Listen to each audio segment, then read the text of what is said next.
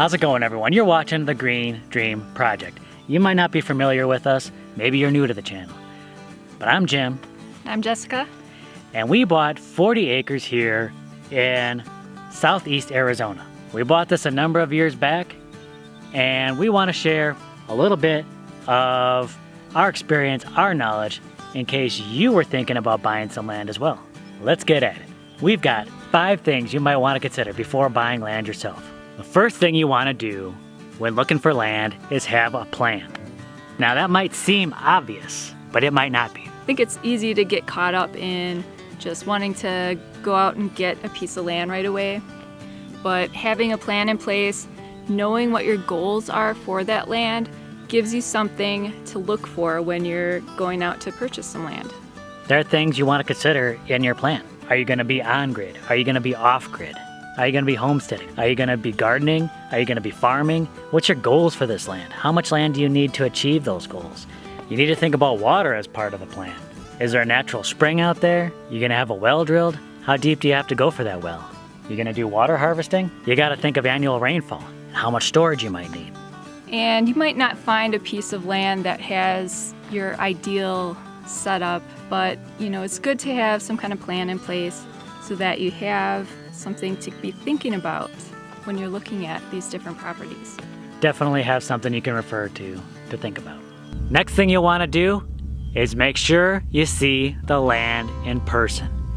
Never buy it sight unseen. When we were looking for land, we had a plan, and you went and extensively drew up a list of properties all around Cochise County. Then we proceeded to take a trip, going pretty much from one end to the other. Isn't that the case? Yeah, we had a road trip. A big road trip. And it was like an entire weekend, right? And we even stayed the night in Bisbee. We went from one end to the other just looking at properties. It was a big adventure. We turned it into a nice little trip, but we learned so much. So when you're there looking at the property, there's a few things that you're going to want to be looking for. 1, access. Can you even get to the land? Yeah, and we know people that have bought property where they don't actually have legal access to the property. They have to basically trespass someone else's property to get to that property. You don't want that. You don't want to be in that position. Sometimes there's not a road going up to the property. Sometimes Google says it's a road. It ain't no road. Or it's not a very good road. Also, we went during the monsoon season to look at properties, and it was raining for part of the time. We got to see the effects of flooding on some of these properties, and some of them we couldn't get to because there was just too much water. Some we couldn't get to because there was too much cows. And you want to be able to see the basic topography of the land. That's a good one. Some things you can't really tell just by looking at an aerial photo, satellite image, or a map. Being there and actually seeing that topography can be really helpful. So, how much of a slope is there? Is this land on the side of a mountain or something? Are there steep dips? Are there washes going through? Are there things that are going to be challenging in the future if you purchase that land? That's why you want to make sure you get boots on the ground. Boots on the ground, boots on the ground. That's why you want to make sure you have boots on the ground. Regulators! Mount up.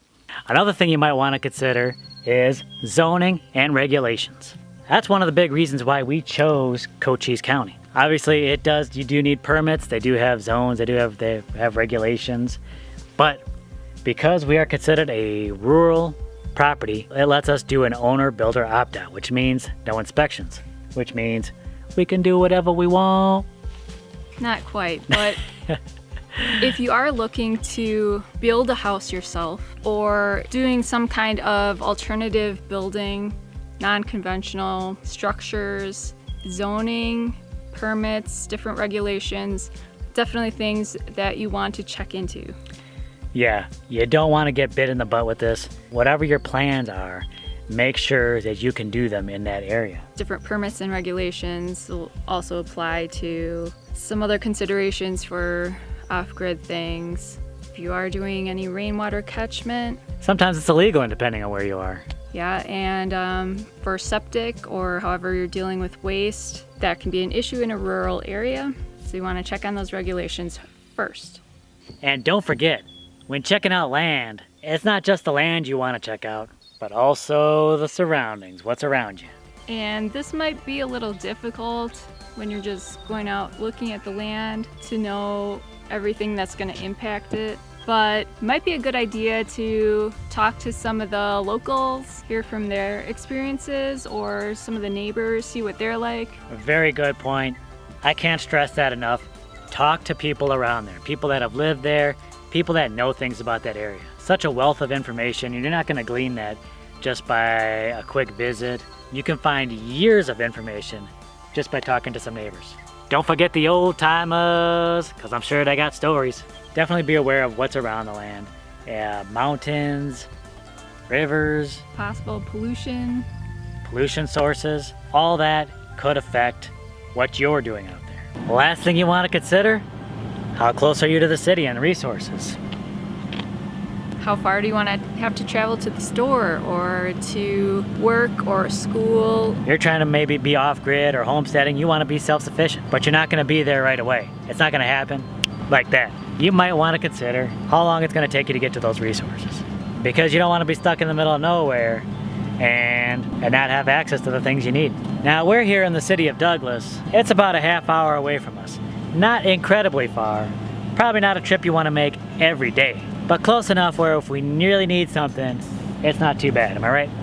Thanks a lot for joining us as we talk a little bit about some things you might want to think about before getting land of your own.